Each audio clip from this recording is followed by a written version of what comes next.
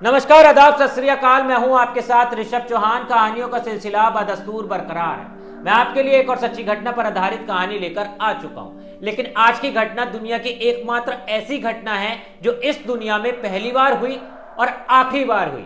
शायद ही अब आने वाले समय में कभी आपको इस तरह की कोई घटना सुनने को मिले, क्योंकि यह कहानी जिस व्यक्ति के ऊपर आधारित है उसे 10 मिनट के अंदर 3 बार फांसी दी गई, मगर उसके बावजूद भी उसे मौत नहीं आई। इस कहानी को सुनने के बाद आपको इस कहावत पर भी यकीन हो जाएगा कि जाको राखे साइया मार सके ना कोई।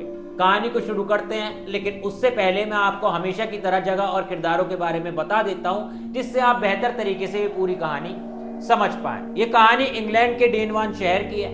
1984 से 85 के बीच की ये पूरी घटना है। इस कहानी के अंदर पहला किरदार जॉन ली है। इस कहानी के अंदर दूसरा किरदार एमा कीज है, जिनकी उम्र तकरीबन 55 साल है और वो बेहद ज्यादा अमीर महिला है। बड़े से घर में वो अकेली रहा करती है। इस कहानी के अंदर तीसरा किरदार एलिजाबेथ हैरिस है, जो कि जॉन ली की सौतेली बहन है। इस कहानी के अंदर चौथा किरदार टेम्पलर है। इस कहानी के अंदर पांचवा किरदार इंग्लैंड के मशहूर जल्लाद जेम्स बैरी हैं, उस समय के।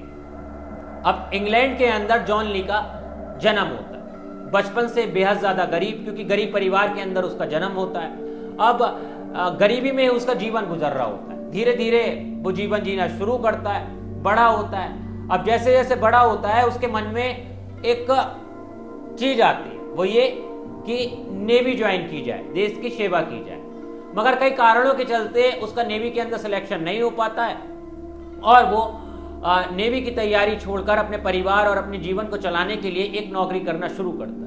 एक कर्नल के, रिटायर कर्नल के यहाँ पर वो नौकर की तरह काम करने लगता है। कुछ दिन उसके ऐसे निकलते रहते हैं। रोज वो काम करता, समय पे उसे तनख्वाह मिलती और अपने परिवार को चलाता। कई महीने निकल जाते हैं, लेकिन एक दिन वो मालिक अपने नौकर यानी जॉन ली पर चोरी का इल्जाम लगा देता है। चोरी का इल्जाम सही साबित नहीं हो पाता तो जॉन ली को 6 महीने की जेल काटनी पड़ती है। 6 महीने वो जेल के अंदर रहता है चोरी के इल्जाम में। 6 महीने बाद जब वो जेल से बाहर निकल कर आता है तो उसे महिला मिलती है एमा कीज, जो कि काफी ज्यादा अमीर महिला है। अब इन्हें भी एक नौकर की तलाश होती है और इन्हीं के घर में 3 नौकर पहले से होते हैं, जिसमें से एक नौकर एलिजाबेथ हैरिस होती है, जो कि जॉन ली की सौतेली बहन भी होती है। अब उसी के जरिए उनकी मुलाकात जॉन ली से होती है।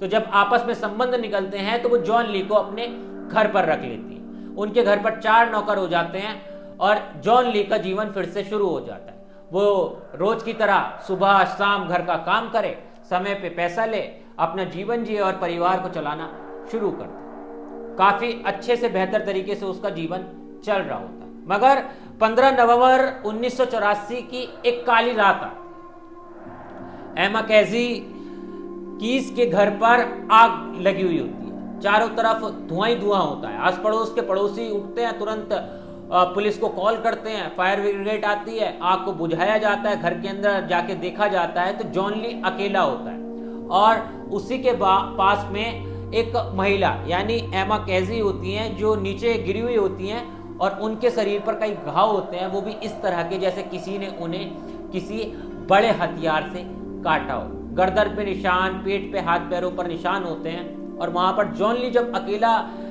उस वक्त वहां पर मौजूद होता है तो जॉन ली को पुलिस हिरासत में ले लेती है। हिरासत में लेने के बाद जॉन ली से पूछताछ की जाती है कि आखिर क्या हुआ, सब कुछ बताओ विस्तार से। तो वो बताता है कि मुझे खुद नहीं पता, मैं तो अपनी मालकिन को बचाने गया था। जब मैंने आग लगती हुई देखी और अंदर जाके देखा तो मेरी मकान मतलब जो मेरी मालकिन थी वो नीचे गिरी हुई थी और चारों तरफ खून था और किसी ने उन्हें काट रखा था, मार रखा था। तभी मैं उन्हें बचाने की कोशिश करता तो आप लोग आ गए और आप लोगों ने मुझे गिरफ्तार कर लिया। तो इस तरह का वो पुलिस को बयान देती। अब पुलिस और नौकरों को भी वहां पर बुलाती है, उनसे पूछती है कि तुम लोग उस दिन कहाँ थे। तो नौकर बताते हैं कि हम लोग उस दिन नहीं थे, हम लोगों ने छुट्टी ले रखी थी। अब उस समय पुराना जमाना होता है, सन 1984-85 का, तो ना फॉरेंसिक लैब इस तरह की ज़्यादा जांचें वगैरह नहीं हुआ करती हैं। तुरंत तत्काल प्रभाव से पुलिस सबूतों के आधार पर जो भी वहां पर सबूत इकट्ठे करती है और मौका वारदात पर जॉन ली को पाती है तो मुकदमा दायर कर देती है और कोर्ट के अंदर जॉन ली को पेश किया जाता है। कोर्ट भी अपनी तरीके से सुनवाई शुरू करता है, लेकिन वहां पर भी ज्यादा कुछ जॉन ली को बचाने के पक्ष में नहीं होता है और कई ऐसे सबूत वहां पर पुलिस को लगे होते हैं मौका वारदात पर, जिससे हर तरह से शक जो है जॉन ली पर ही बैठ रहा होता है। अब जज साहब जो हैं जॉन ली को सजा सुनाते हैं, सजा सुनाते हैं फांसी की। अब जब फांसी की सजा सुना दी जाती है और 3 से 4 दिन के अंदर ही ये पूरा मामला भी हो जाता है, तो जॉन ली से पूछा जाता है जज साहब के द्वारा कि तुम्हें कैसा लग रहा है, तुम कुछ कहना तो नहीं चाहोगे? तो वो बस इतना ही कहता है कि मेरा भगवान जानता है कि मैं बेगुनाह हूं, मैंने कुछ नहीं किया। इस तरह की वो पूरे केस के दौरान बात करता है कि मेरा भगवान जानता है मैं बेगुनाह हूं, मैंने कुछ नहीं किया। खैर ये सारी बातें हो जाती हैं। जॉन ली को जेल के अंदर शिफ्ट किया जाता है, कुछ दिन वो कारावास में रहता है और उसके बाद दिन आता है 1885 23 फरवरी का। इस तारीख को जॉन ली की फांसी जो है वो कोर्ट ने मुकर्रर की थी। अब सुबह के 5 बजते हैं, सूरज निकलता है, तमाम पूरी प्रक्रिया जो है वो तैयार की जाती है। अधिकारी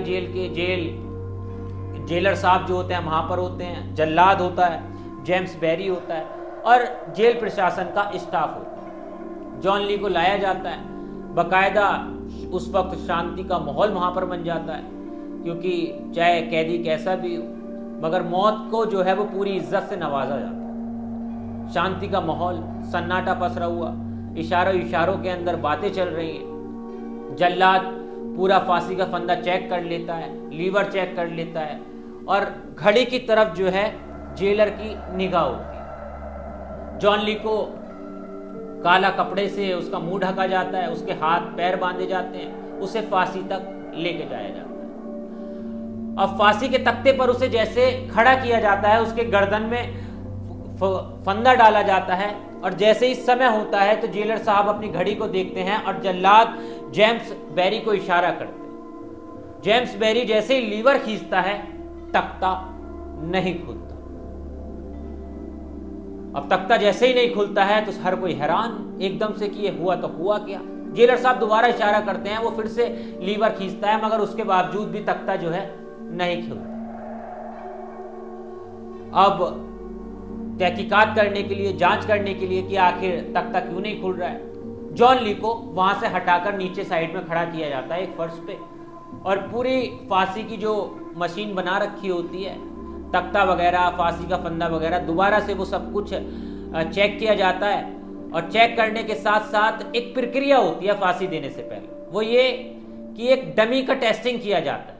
उसके वेट के, यानी जिस व्यक्ति को फांसी देनी है उसके वेट के आधार, उसकी हाइट वाइट सब कुछ उसकी तरीके का एक पुतला तैयार किया जाता है और पहले उसे फांसी देके दी जाती है।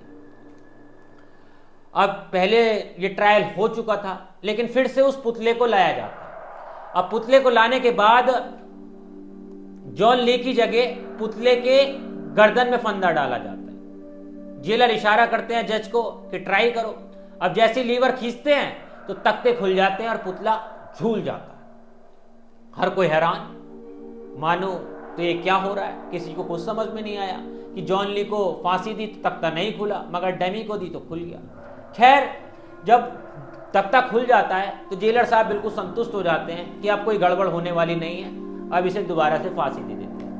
दोबारा से फांसी के तख्ते पर जॉन ली को लाया जाता है और फिर वही फंदा डाला जाता है, लीवर को तैयार किया जाता है। जेलर फिर से इशारा करते हैं जल्लाद की तरफ, जल्लाद लीवर खींचता है और तख्ता फिर से नहीं खुलता। अब वहां खड़े जितने भी लोग वो फिर से हक्का पक्का रह जाते हैं कि आखिर ये हो क्या रहा है। जेलर भी काफी ज्यादा तजुर्बेकार, काफी ज्यादा पुराना और उसके साथ जल्लाद भी काफी ज्यादा तजुर्बेकार और पुराना कि आखिर फांसी लग क्यों नहीं रही। फिर से तत्काल प्रभाव से वहां से जॉन ली को हटाया जाता है, डमी को लाया जाता है, डमी के गले में फिर फंदा पहनाया जाता है, फिर लीवर खींचा जाता है तो तख्ता खुल जाता है। काफी ज्यादा हैरानी की बात हो गई। अब ऐसा 2 बार हो गया। मगर तीसरी बार, और ये 10 मिनट के अंदर सारी प्रक्रिया चली थी, अब तीसरी बार फिर से जॉन ली को फांसी के फंदे पर जो है वो लटकाया जाता है, और तीसरी बार फिर से जब लीवर खींचा जाता है तो फिर से भी तख्ता नहीं खुलता, यानी जॉन ली को फांसी लगती ही नहीं है। अब तब तक जॉन ली को भी कुछ समझ में नहीं आ रहा होता है कि आखिर ये हो क्या रहा है।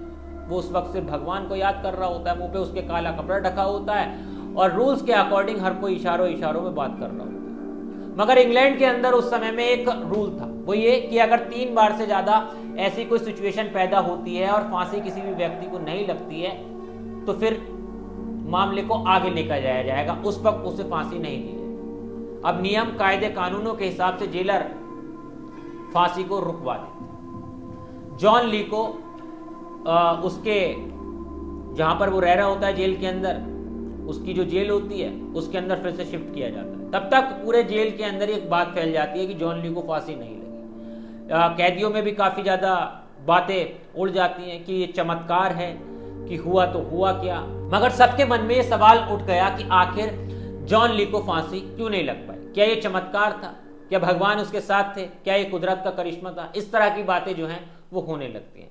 अब मामले को आगे लेके जाया जाता है, फिर से कोर्ट में पहुंचता है। कोर्ट के बाद इंग्लैंड की रानी विक्टोरिया तक ये मामला पहुंच जाता है, और जब रानी विक्टोरिया को भी पता चलता है कि 3 बार फांसी दी गई लेकिन जॉन ली नहीं मरा, तो फिर वो उसे उम्र कैद की सजा सुना देती है।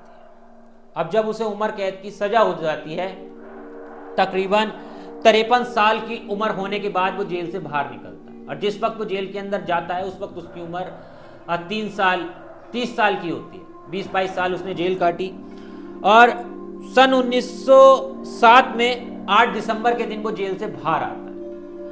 अब इस बीच उसने एक किताब भी लिखी। उसने अपनी किताब में यही कहा कि मुझे सिर्फ भगवान पे भरोसा था, क्योंकि मैंने कुछ भी नहीं किया था। अब वो उस वक्त एक किताब के जरिए एक बात और बताता है। वो ये बताता है कि जब ये पूरा मामला चल रहा था तो वो उस दिन उस घर के अंदर अकेला नहीं था। उसकी बहन एलिया बेथ हैरिस भी वहां पर थी, और उस दिन उसका एक दोस्त भी उससे मिलने आया था जिसका नाम थैम्पलर था, और थैम्पलर ने ही एक वकील के तौर पर जॉन ली का केस भी लड़ा था। और उसी दौरान उसकी जो बहन थी एलिया बेथ, वो प्रेग्नेंट भी हो गई। अब लोगों का यह भी कहना है कि जिसने उसका केस लड़ा था यानी थैम्पलर ने ही एमा कीस को मारा था, बल्कि जॉन ली ने तो फालतू में ही यानी बेगुनाह होने के बावजूद भी सजा भुगती। मगर भगवान उसके साथ था, भगवान पर उसे भरोसा था, इसीलिए उसे मौत नहीं आई और उसे फांसी नहीं लगा पाया। खैर, ये पूरी सच्ची घटना है और काफी ज्यादा चर्चा का विषय बनी हुई है, और काफी ज्यादा इस घटना पर रिसर्च भी हुई थी। और इस केस के अंदर जो जज थे, माफ कीजिएगा, जो जल्लाद थे जेम्स बेरी, उन्होंने भी उस फांसी के बाद अपनी नौकरी से इस्तीफा दे दिया था, और ये अपने मन में पक्का कर लिया था कि अब वो जल्लाद का काम नहीं करेंगे, यानी अब वो आने वाले समय में कभी भी किसी को फांसी नहीं देंगे। याद के तौर पर वो फांसी का फंदा भी अपने साथ लेकर आ गए थे, जिसकी नीलामी हुई तो काफी ज्यादा महंगा वो फांसी का फंदा बिका था, और एक जेल के अंदर वो म्यूजियम के तौर पर यानी नुमाइश के तौर पर रखा गया है। और इस कहानी पर अभी भी काफी ज्यादा रिसर्च चल रही है। कई पत्रकारों ने जॉन ली का पता लगाने की कोशिश की, तो पता ये चला कि इंग्लैंड को छोड़ के वो अमेरिका में शिफ्ट हो गया था, और 1945 में जब वो 80 साल का हुआ तब उसकी मौत हुई अमेरिका के अंदर। अब किन कारणों से हुई ये तो नहीं पता चल पाया। खैर, आपको ये कहानी सुनने के बाद कैसा लगा? आप क्या सोचते हैं? क्या सच में भगवान ने जॉन ली की रक्षा की थी? तो एक बार कमेंट में जरूर बताना, अपनी राय जरूर रखना। किस गांव से, किस शहर से आप मेरी कहानी देख रहे हो ये भी बताना मत भूलना, क्योंकि मैं आपके लिए रोज इसी तरह की इंटरेस्टिंग क्राइम से जुड़ी कहानी लाता रहता हूं। मिलता हूं आपसे किसी और वीडियो में। जय हिंद।